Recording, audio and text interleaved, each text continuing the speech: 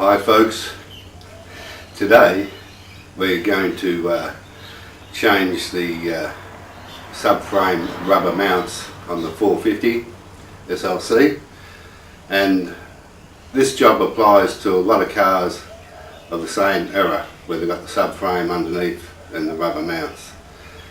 I studied a little bit, and there's a few different methods of doing it, but I'm just going to go with the standard method. I'll explain as we go along. Okay, here we go. Firstly, I should mention that you jack the car up at the front, put it on the stands, as you can see the stand down there, and over here this is the subframe rubber, and there's another one over there.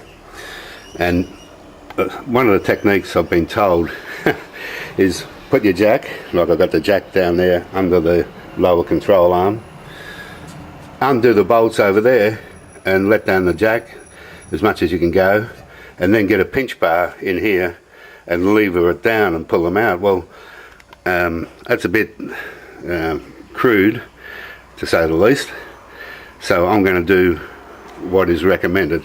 What is recommended is to disconnect the brake up here, but I won't. I'll take the brake calipers off and tie them up. We've got to disconnect the tie rod arm here, and we've got to disconnect the stabilizer bar here at the front, up on those bolts there. So also we're going to disconnect the shock absorber. The reason we're doing all this is because we're going to lower this jack down, and we want to get the car down as low as it can go, drop to, once we undo these bolts here, to drop the subframe down so we can take out the rubbers. So I'll undo these items that I just mentioned, and then we'll undo the subframe and lower it down and see what happens. Okay, what I opted to do was undo the brake calipers and just tie them up, and I unbolted the steering arm. That's all that is 4 bolts. You just need a 19mm socket. There's the bolts. Now I'm going to undo the torsion bar up the top here, and I'm going to unbolt the shocker from the bottom, just the 2 nuts down there, and then we'll be ready. Okay, those items, the shocker and the torsion bar, are disconnected now, and all the downward force and weight is on the jack under the lower control arm front. Now I'm going to unbolt the subframe bolts, see what happens. Okay, I've undone the bolts for the subframe mount. The front one's a little bit tighter because you've got to get it in under there, so it's going to be a little bit of fun putting that bolt back in. They're 15mm head socket you need for that. Now I'm going to let the jack down a little bit, see what happens. Righty, I have a bit of a gap now, and I'm just going to try it at that and see if I'll pull them out if I can, and or if it's enough. Okay, I've taken the rubbers out, and now I'm just going to clean up down inside there and put a little bit of silicone spray in, then put my new rubbers on. There's a nylon piece that goes in first, and then you push your rubber mount in, and I'm just putting it on here first before I put it in, because it's got to line up in the hole there. So I thought it'd be better. I'll try this, put it on first. Rightio, there's my new mounts in place. I've put the new nut thing up here that goes in the slot. They have these clips that are supposed to hold that nut thing in place. I noticed there weren't any on the car, and I know why, because it was a pain in the ass to try and put it on. I don't think I'll bother. Anyway, I'll put the I'll show you how the bolt goes together. Okay, all it is a spring washer, the big washer, and the rubber. And what I'm going to do now is I'll jack it up and I'll put the bolts up there finger tight.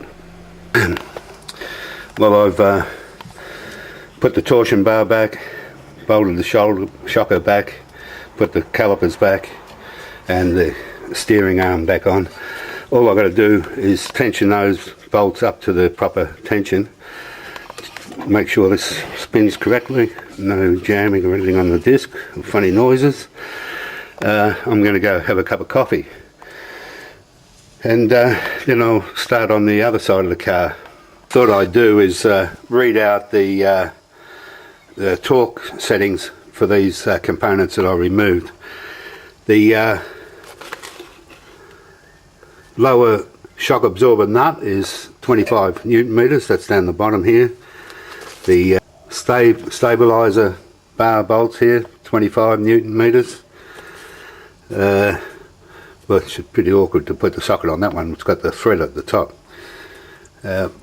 Brake caliper bolts, 115 Newton meters for the brake caliper bolts. The steering arm bolts are 80 Newton meters. So I'm just going to tighten these up and then we'll go over to the other side.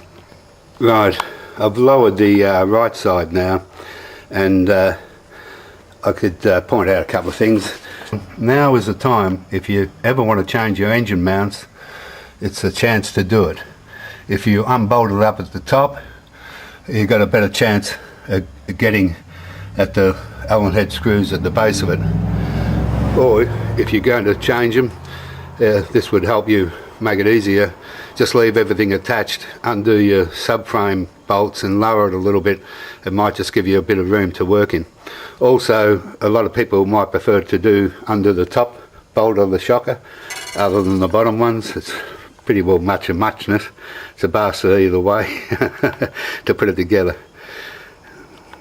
Well, I've got the right side of the car back together again.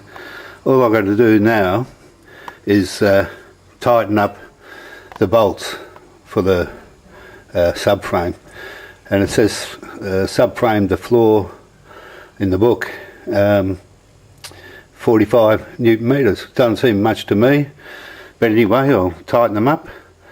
I'll throw my dirty old clothes in the rubbish bin, have a shower, and I'll take the car for a run, let you know.